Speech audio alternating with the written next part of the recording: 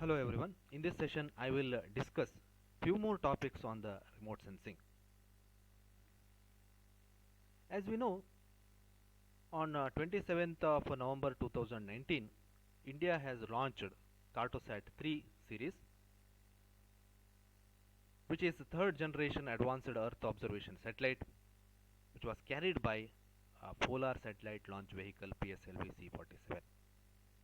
Why this mission was considered as important from Indian point of view?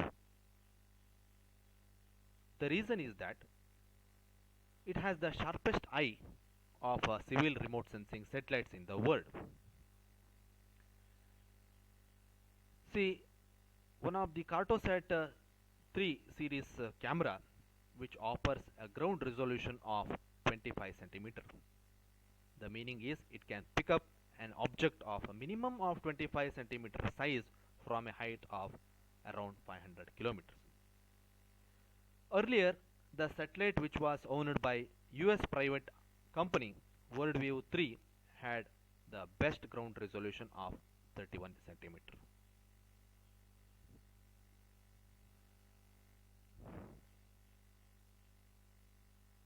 So the remote sensing is the science or art of acquiring information about the earth surface without actually being in contact with it, without being actually in contact with it. So that is called that is the definition of remote sensing. If you take the term remote sensing, if you split, you will get two words. So that is remote and sensing. So remote means something far away, and sensing means to acquire or to gather the information about the object. So this is the collective meaning of remote sensing is nothing but it is an art or science of the acquiring information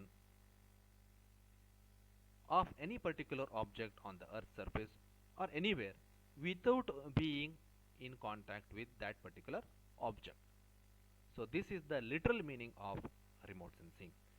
So as the term or the word sensing is used, so definitely we are going to use the sensors here. So sensors are nothing but these are the devices which gathers or collects electromagnetic radiation and converts them into measurable electronic signal that can be useful for obtaining the information about the target under investigation. So these are called as sensors. Then the next one is platform types. So platforms are used to house these sensors. There are three types of platforms, namely ground based platform, airborne platform, and spaceborne platform. So for ground based platform, you can have the example of a digital camera. Then for airborne platform, we can have an example as aircraft or the aerial photogrammetry. Then spaceborne platform, we can have the example of satellite. So that means a remote sensing by means of satellites. So that we can have the example under spaceborne platform. So here mainly we will deal with the remote sensing which are taken up by the satellites. So we will know something about the satellites. So there are two types of satellites, namely geostationary satellites and polar orbiting satellites.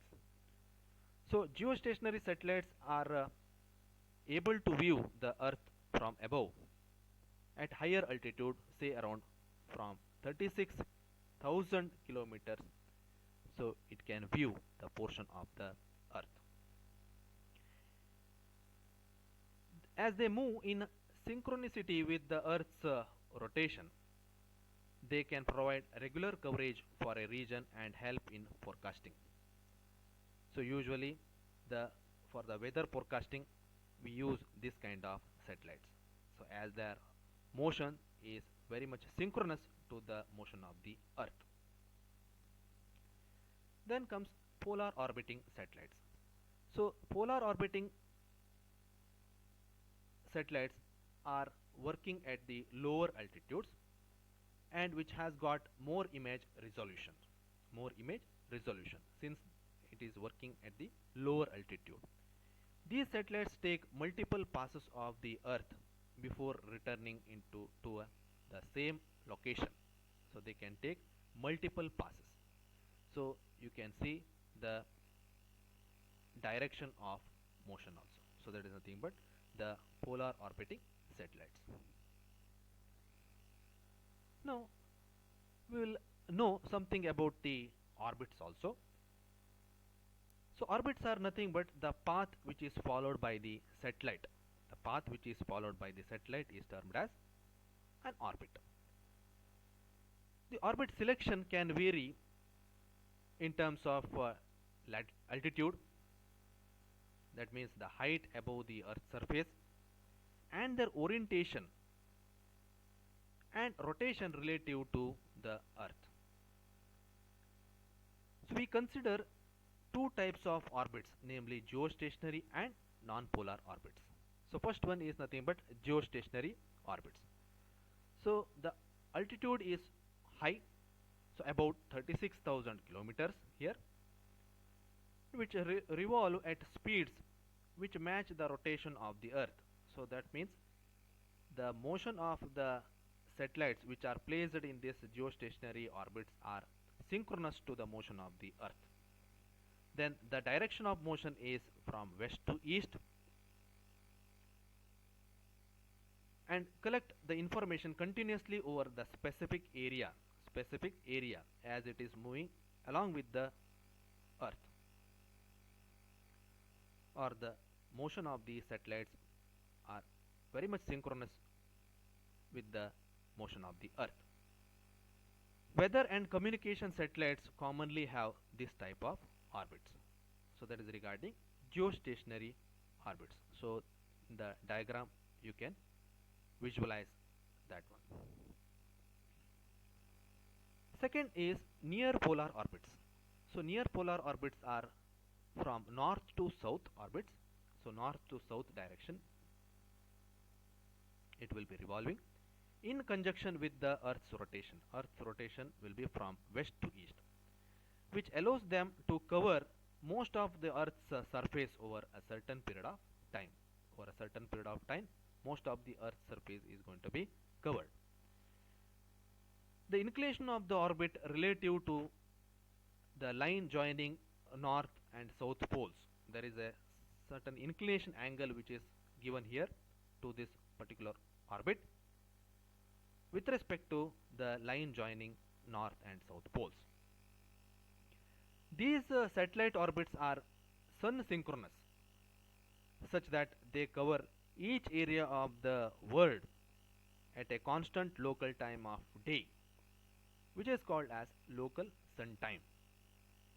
So this ensures, as we know, the sun is a natural source of electromagnetic energy. So there will be consistent illumination condition which is observed when acquiring images in a specific season over a successive period of time or successive years over a particular area over a series of days. So this is very important factor for monitoring changes between the images or for creating mosaic images. So this is regarding near polar orbits. In the diagram you can observe the orbit also. So that is near polar orbits.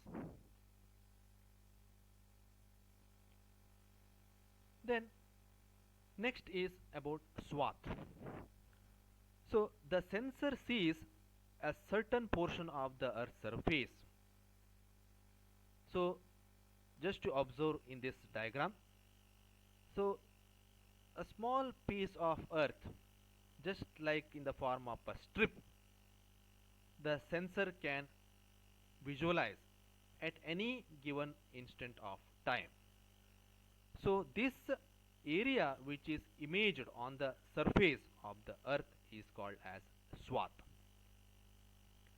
The satellite's orbit and the rotation of the Earth work together to allow complete coverage of the Earth's surface. So which means cycle of such orbits are very much helpful to get the complete coverage of the Earth's surface. So near polar orbits, in a near working with the near polar orbits, areas at high altitudes will be imaged more frequently than the equatorial zone due to the increasing overlap in the adjacent swaths. So there you can get, so at this portion, upper portion and this lower portion, you can get the more overlap. So this is due to the orbit paths which are coming closer together near the poles. So this is the reason why we are getting the overlaps in the adjacent swaths at this particular portion of the Earth. Then next we will discuss about the principle behind the remote sensing. So electromagnetic energy reaching the Earth's surface from the sun is either reflected, transmitted or absorbed. So this I had explained in the previous session. The various interaction of electromagnetic waves which is going to take place with the atmosphere, Earth's atmosphere, as well as the incident object. Specific targets have an individual and characteristic manner of interacting with the incident radiation that is described by the spectral response of the target. So if you take the rock, if you take the soil, if you take water, if you take vegetation, so the spectral response which are given by these particular objects are different. So the spectral response of these features or the Earth surface features are also discussed in the previous session. You can go through that video. So as an example, so spectral response which is given by three leaves at different conditions. For example, a healthy leaf you take, a stressed or a sick leaf you take, and a dead leaf you take, the appearance is different. If you take a healthy leaf, so there the visible band which consists of red, green and blue radiations. So among this near infrared band and the green band, so which is going to be reflected more compared to the red and blue band. So where the near infrared band is not visualized or not observed from our naked eye.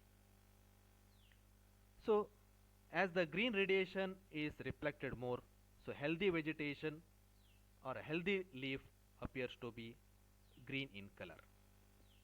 Similarly, a stressed leaf you take or a sick leaf you take, the color may be brownish or yellow with brownish color or mixed combinations.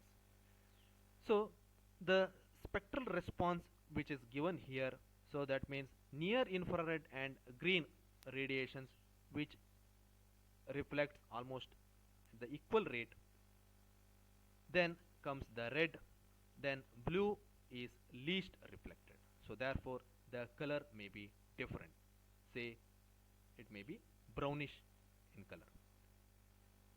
Now if you take a dead leaf you take, again the appearance maybe it is different. So this the near infrared band or the radiation, as well as a red band which may be reflecting more compared to the green and blue bands. So therefore the appearance also will be different compared to a sick leaf and a healthy leaf. So these color variation or the different spectral response are due to the changes in the chlorophyll content of the leaves, in the chlorophyll content of the leaves. So this is very much important. So depending upon which the radiation which is going to be reflected is decided.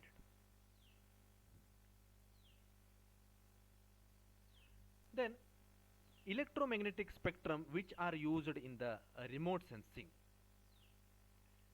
So there are almost four different electromagnetic radiations which are normally used in the remote sensing, namely near ultraviolet, so from 0.3 to 0.4 micrometer wavelength range they are used.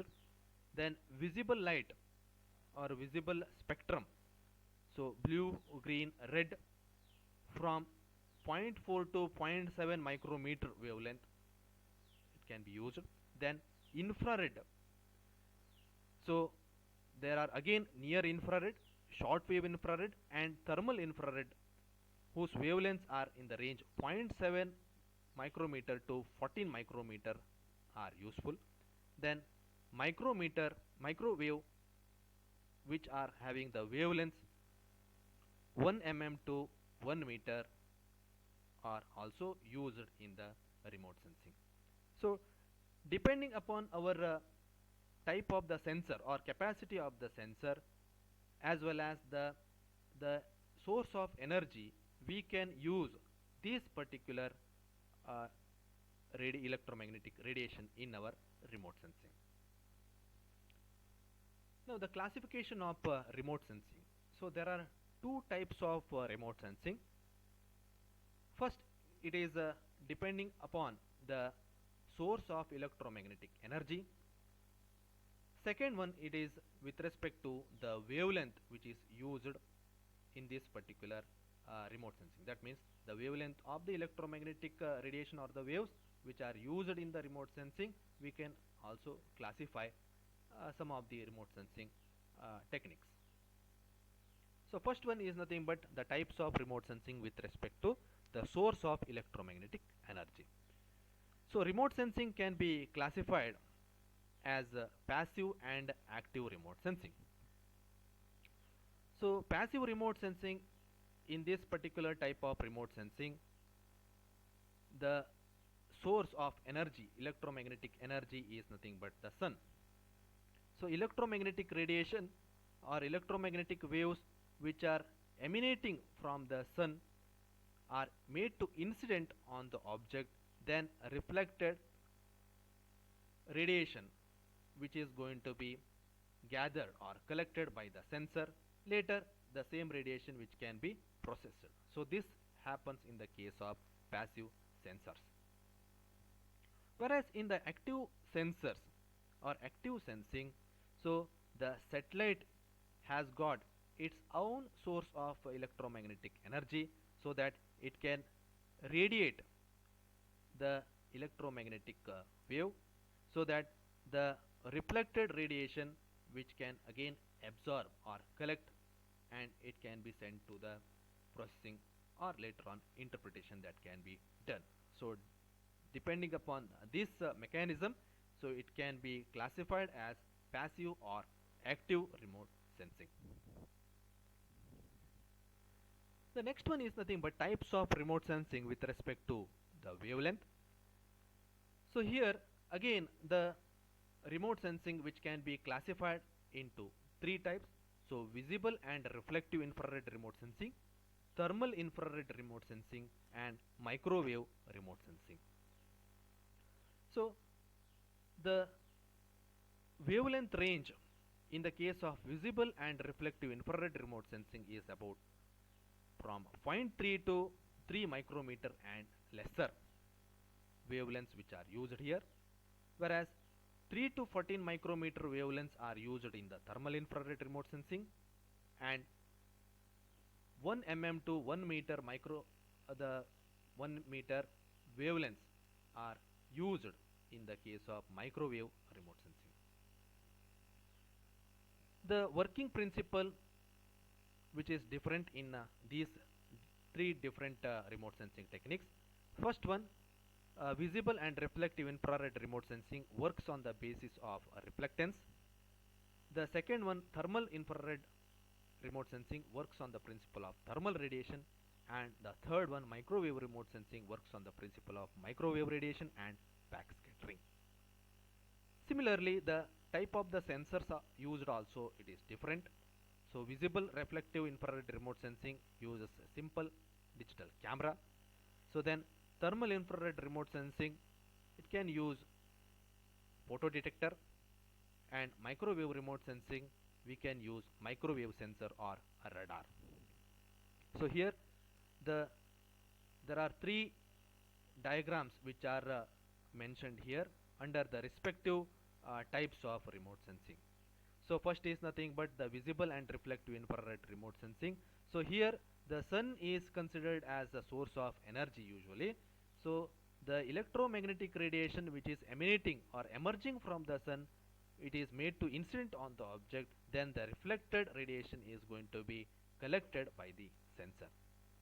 Whereas in the thermal infrared remote sensing, so each object on the earth's surface, so having the body temperature greater than 0 degree Kelvin or minus 273 degree centigrade, which emits electromagnetic energy, so that electromagnetic energy that can be captured or collected by means of a photodetector here.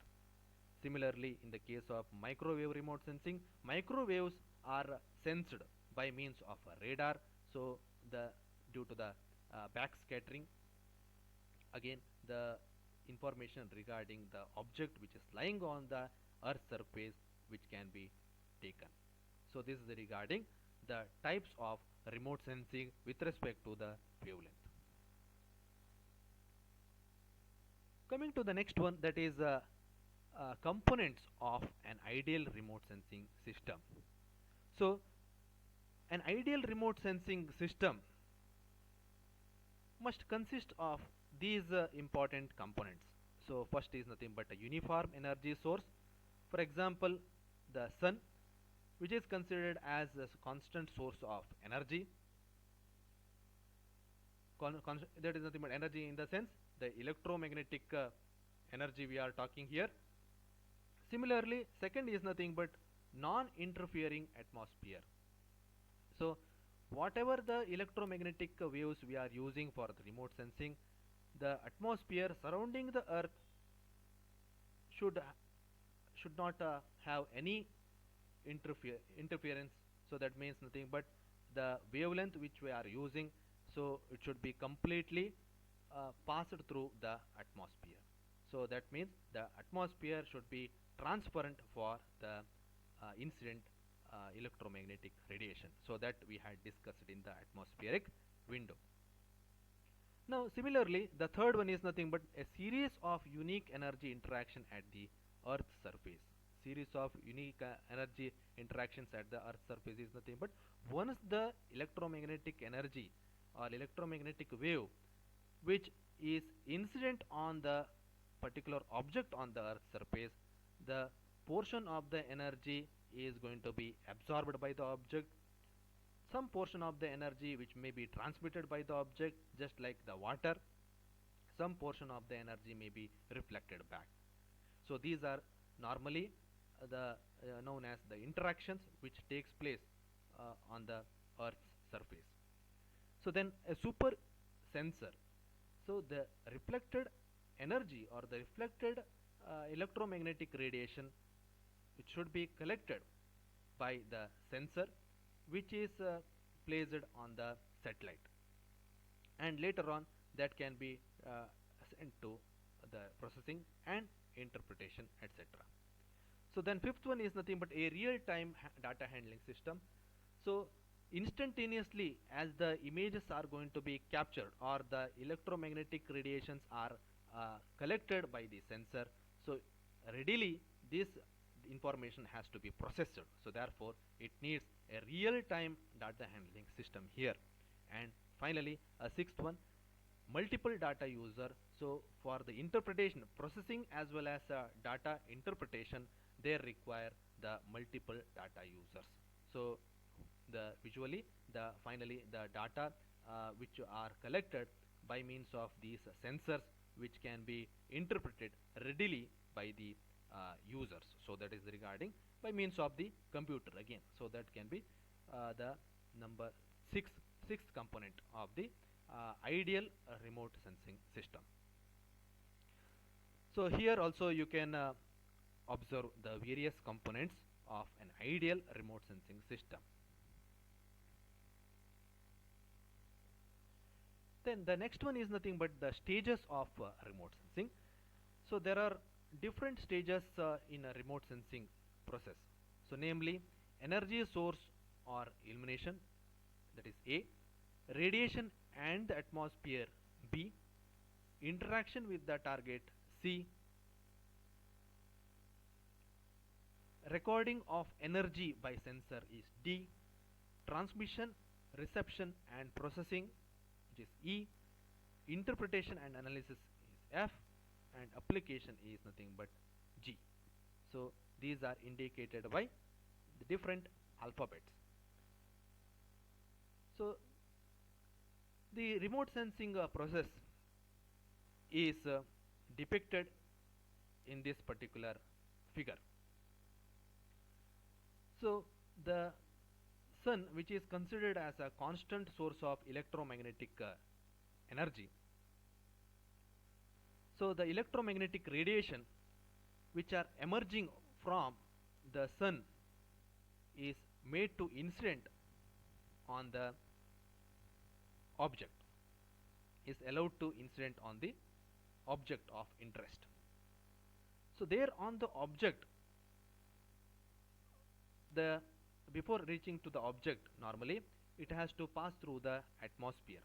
So there the different interaction may take place as the atmosphere is consisting of different elements. Maybe it is ozone, carbon dioxide, oxygen, water vapor, water droplets, tiny water droplets, cloud, etc. So the interactions may be different, just like scattering, transmission, absorption, etc. The various interaction that may take place here at this particular stage. Now, once the radiation or the electromagnetic wave reaches the Earth's surface, for example, the radiation is made to incident on the object, so there also different interactions takes place. Namely, the object may absorb the radiation, it can transmit to the other object which is in contact with that particular object, or some of the portion of the electromagnetic energy may be reflected from the object. So now the reflected electromagnetic energy from that particular object is going to be captured or collected by the sensor, which is housed on the satellite. Then these energy or electromagnetic energy which is captured by the sensors, which can be converted in the electronic form, or the energy which is converted into electronic signal. So once it is converted into electronic signal, so it will be sent for the processing. It will be transmitted to the nearest processing stations. So here the energy, or it is nothing but the which is converted ultimately in the electronic form, so they are processed into an image, which means either a hard copy or a digital format of the image, which is going to be obtained at this particular end. So the next is nothing but the data interpretation and analysis.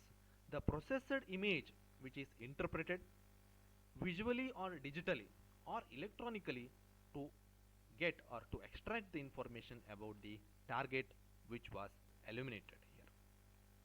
And finally, the at this stage, the last stage, application comes. Application in the sense the final element of the remote sensing process, which is achieved when we apply the information we have been able to extract from the imagery about the target in order to understand it in a better possible manner. So some more information or additional information we can able to get, or these information or these supplementary informations are helpful further in solving a particular type of the problem. So this comes in the application stage. So there the final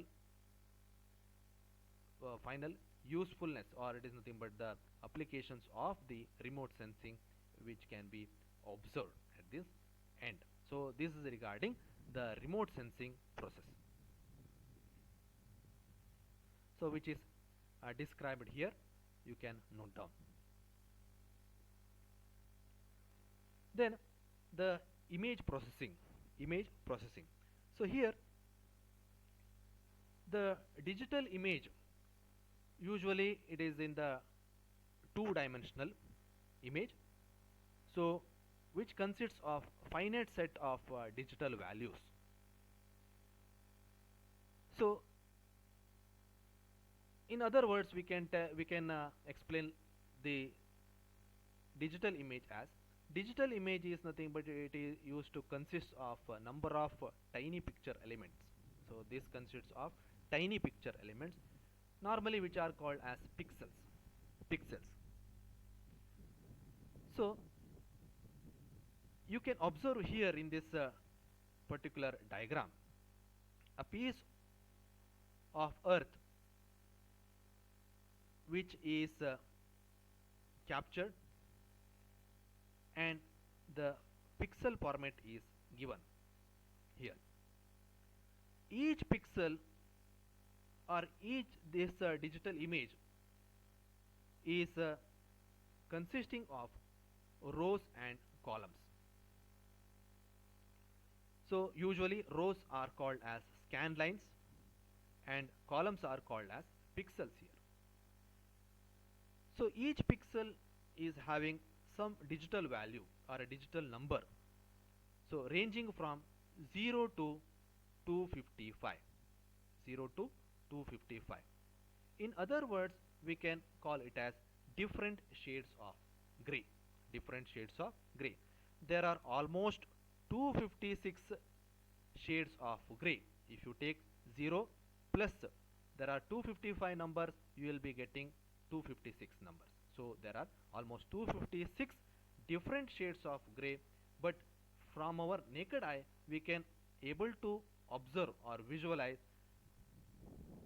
few among these shades of gray.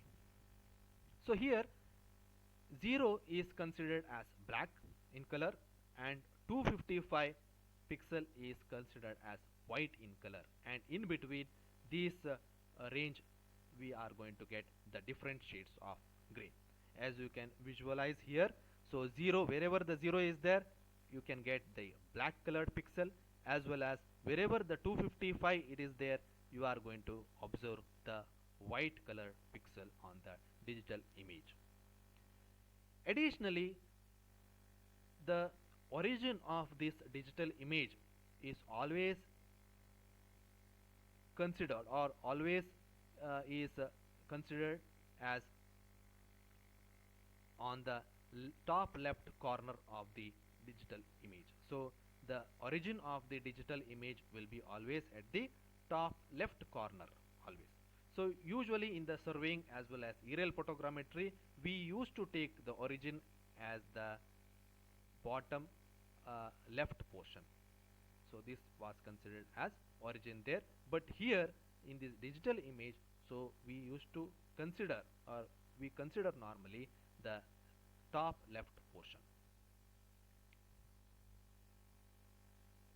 So digital image processing, ultimately it is done by the computers to produce the images so that can be easily interpreted. So why? Because our naked eye is capable of visualizing only a few gray levels here. So computers can better visualize this whatever the radiations which are the bands which are not observed by the naked eye. So remote sensed data are digitized by the process of sampling and quantization with the electromagnetic energy which is detected by the sensor. So this is regarding the digital image processing. So finally the major functions of the image processing are nothing but image restoration, image enhancement, and information extraction. So image restoration, so here during the scanning, recording and playback operations, the captured image or the collected information may have some data errors.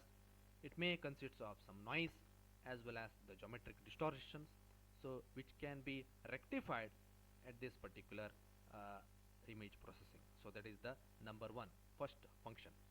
So then second one is nothing but image enhancement. So in order to improve the visual impact of the image on the interpreter, so the image enhancement is necessary, so that can be also done in the image processing stage. Now the last one is nothing but information extraction. A lot of desired information is extracted from the image by utilizing the decision making capability of the computer. Ultimately the computer can recognize and classify the pixels which are placed on the digital image and give its decision about the characteristic features of the captured image or of the object which is placed or which is on the earth. So these are regarding the major functions of image processing. Thank you.